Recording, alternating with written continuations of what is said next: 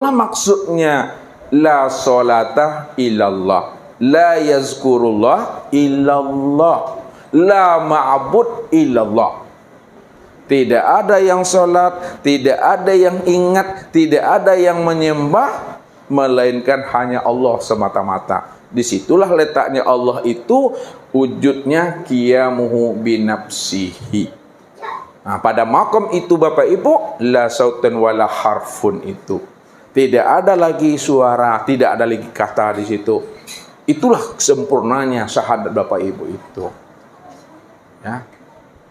Nah, kalau udah sempurna syahadat, di situ pula lah dikatakan sempurnanya imannya Bapak Ibu itu. Nah, ini yang dimaksudkan oleh Allah dalam surah Al-Hijr ayat 99, wa'bud rabbaka hatta ya'tiyakal yakin. Wa'bud rabbaka hatta ya'tiyakal yakin. Nah, kalau makna, ya, terjemah secara makna, wa'bud rabbaka, sembahlah Rabbmu itu hatta ya'tiyakal yakin, sehingga benar-benar kamu menyaksikan Allah sempurna pada Muhammad rupa insan ini. Ini maknanya. Sehingga di dalam sholat Bapak Ibu tidak lagi berjarak dengan Allah. Ya. Kenapa tidak lagi berjarak? Karena Bapak Ibu sudah mengenal dan menyaksikan Allah itu tiada lain diri seorang. Diri seorang pun yang diri Tuhan itu. Diri Tuhan itu yang bernama Allah. Wujudnya Allah itu bernama Muhammad. Rupanya Allah itu disebut namanya Adam. Rahasia Allah itu disebut namanya insan. Satu juga orangnya itu. Nah, itu memandangnya Bapak Ibu. Jadi asik Bapak Ibu di situ. Ya, jadi itulah makna dan pahamnya. Siapa yang sudah menyaksikan aku di dunia, maka di akhirat dia juga sudah pasti menyaksikan aku.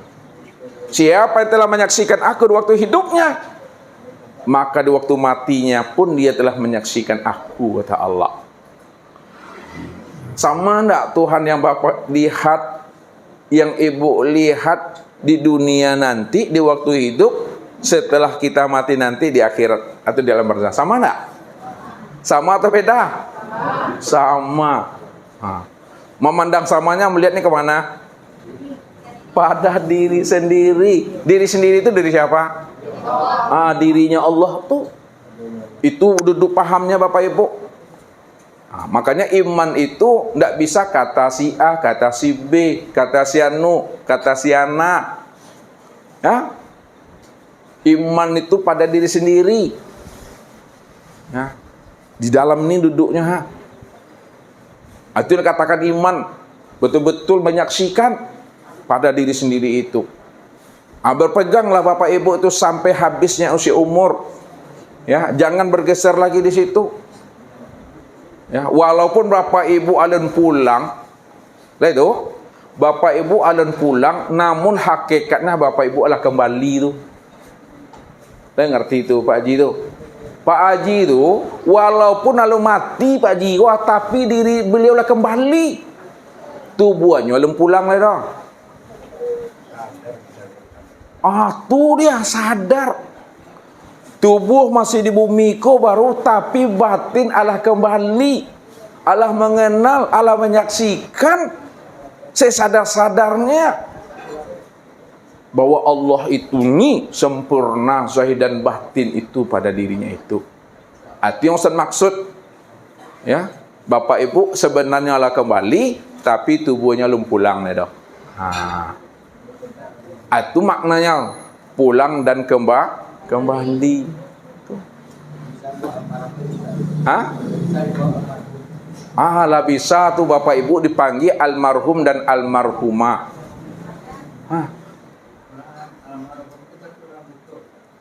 Almarhum kalau orang yang buta, Bapak gitu?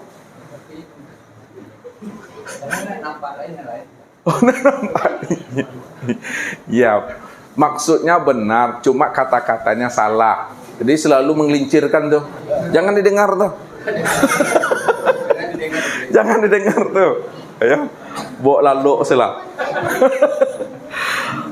Makanya yang menyesatkan selalu jamaah itu bisa sesat itu kadang kata-kata guru itu tidak jelas dipahami. Maksudnya apa? Nah, kata-kata menyesatkan. Orang yang sudah ma'rifat, orang yang sudah mengenal Allah, haram bagi bapak ibu ini sholat dan beribadah. Itu kata menyesatkan tuh. Orang yang telah mengenal Allah, haram bagi dirinya sholat. Itu belum titik tuh bapak ibu. Kalau kita hanya cukup memahami sampai di situ, haram bagi orang yang makrifat untuk sholat. Di situ yang membuat awak anyut tuh bapak ibu. Maksudnya, lihat maksudnya supaya bapak ibu jangan tertipu dengan kalimat itu.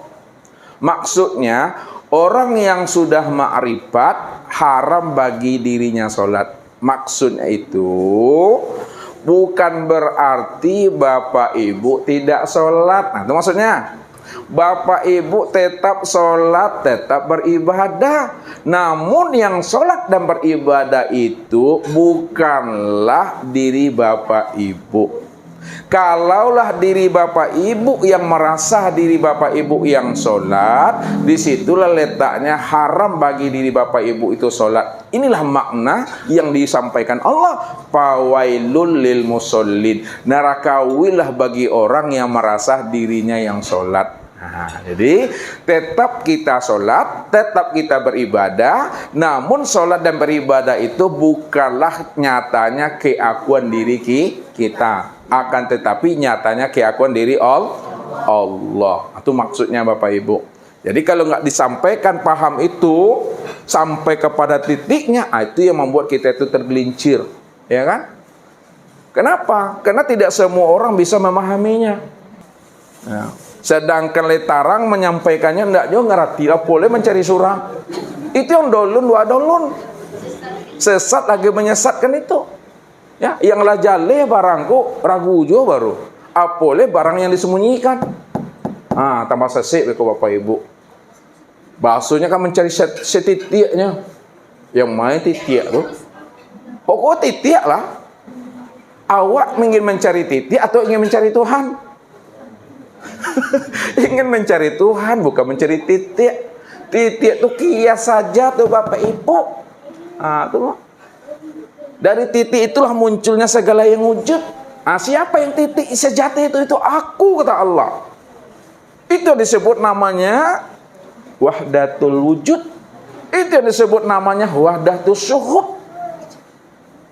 Wahdatul wujud, wahdatul syuhud, walaupun sebutannya berbeda, namun makna hakikatnya satu.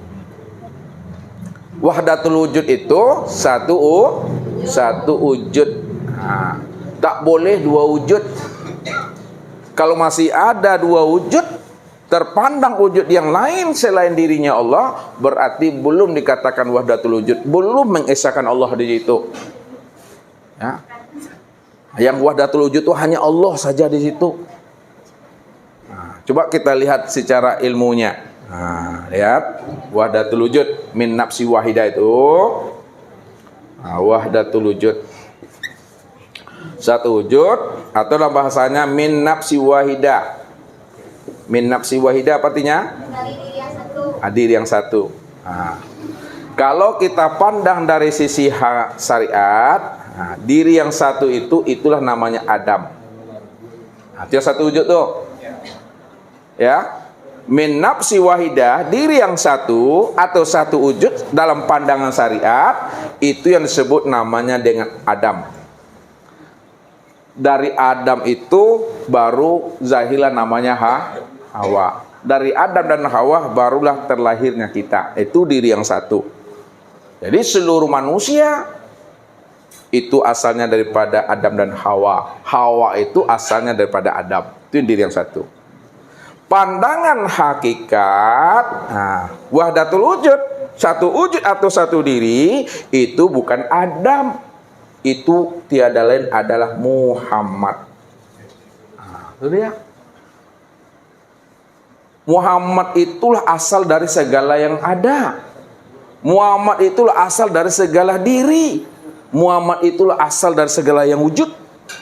Ana minallah wal mu'minuna minni. Ana minallah wal alam minni.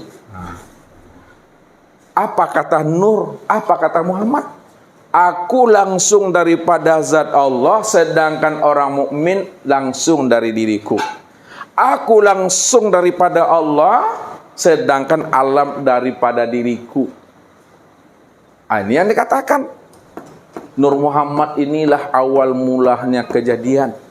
Maksudnya apa? Yang pertama kali diciptakan dan dijadikan Allah sebelum adanya aras, sebelum adanya luh, kursi, mahfuz, surga, neraka, sebelum adanya langit dan bumi, sebelum ada namanya malaikat, sebelum ada namanya iblis, syaitan, jin, makhluk, itu tidak lain adalah Nur Muhammad.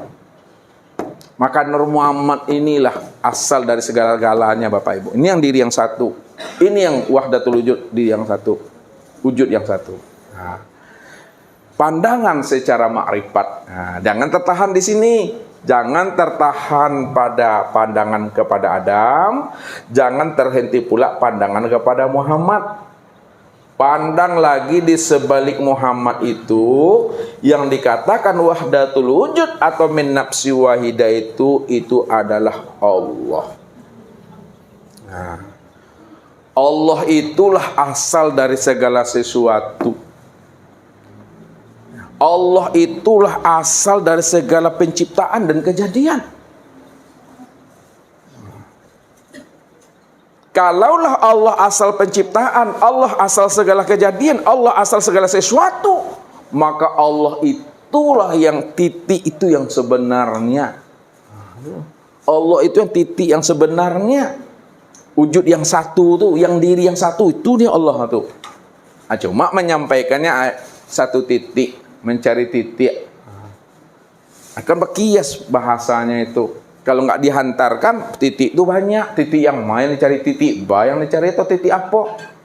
Bingungnya Bapak Ibu tuh. Ya, karena memang segala sesuatu itu daripada titik semuanya. Nah, kita lihat lagi. Al-Quran ada berapa juz tuh? 30 juz. 30 juz itu terhimpun kandungannya di mana? Hah? Iya, di dalam Al-Fatihah. Nih. 30 juz itu kandungannya di dalam Al-Fatihah. Al-Fatihah itu kandungannya di mana tuh isinya? Hah? Di Bismillah. Bismillah itu kandungannya di mana tuh? Di huruf ba. Ba itu kandungannya di mana? Di alif. Alif itu kandungannya di mana? Di titik. Titik itu kandungannya di mana? Di kosong tuh dia. Ya, jadi yang kosong tuh yang sabana titik tuh. Pak menurut itu, yang kosong tuh yang sebenar titik. Dari kosong itulah munculnya segala yang wujud. Ya, yang kosong tuh munculnya segala yang wujud. Itu yang titik tadi itu. Kita lihat yang kosong tuh muncul dari segala yang wujud. Ini kosong, ini kosong. Dari kosong itu muncullah titik segala yang wujud. Lihat, nah dari kosong titik dia. Artinya tuh, huwa, huwa. Kosong itu yang Tuhan tuh. Yang kosong itu yang Tuhan. Bukan berarti dia tidak ada. Bukan berarti dia tidak nyata. Dia ada, dia nyata. Namun belum bisa dikenal, belum bisa disaksikan, belum bisa dianalisa dan disebut. Baru yang kosong itu betul-betul nyata, dia bisa dikenal, bisa dilihat, bisa disaksikan, dan bisa dibicarakan setelah dia wujud. Dari kosong muncul titik wujud. Maka segala yang wujud itu yang disebut namanya Allah. Huwallah.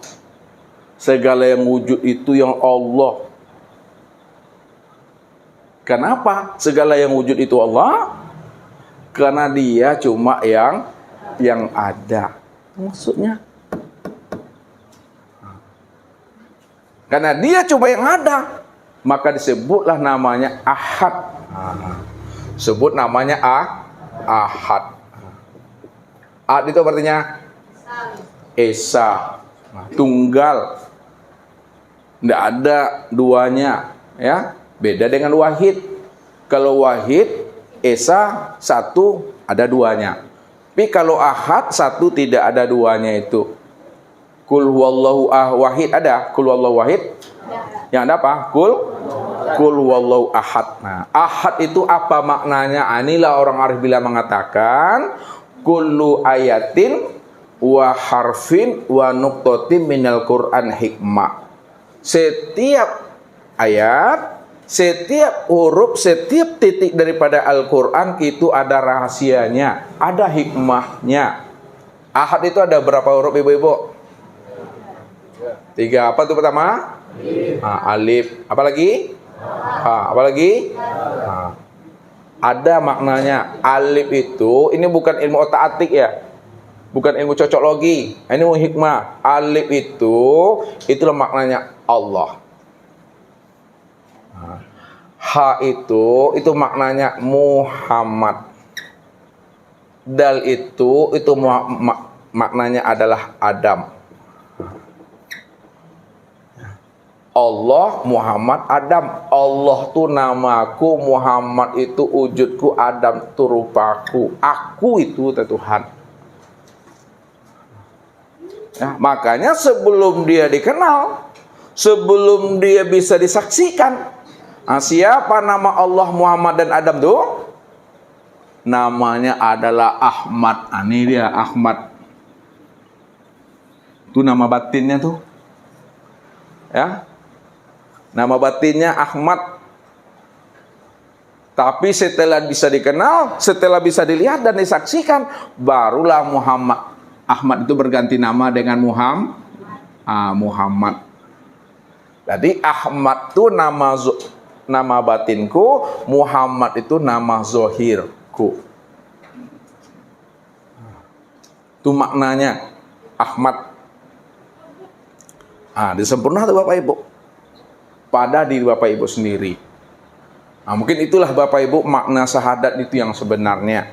Ya, makna syahadat itu betul-betul menyaksikan Allah dan Muhammad sempurna pada diri sendiri. Jadi tak boleh memandang kemana-mana. Ketika itu diri Bapak Ibu telah berkelima, ya, telah menyaksikan mati Bapak Ibu, itu disebut namanya mati syahid. Ya, mati yang telah sempurna menyaksikan Allah dan Muhammad pada diri sendiri. Karena diri sendiri inilah wujud dan rupanya diri Allah itu. Rupanya yang kita cari selama ini tidak lain adalah diri sendiri. Diri sendiri inilah dirinya Allah itu. Mungkin itu saja Bapak Ibu. Kalau ada yang mau ditanyakan, karena ada waktu sekitar 15 menit. Ya, itu saja. Assalamualaikum warahmatullahi wabarakatuh.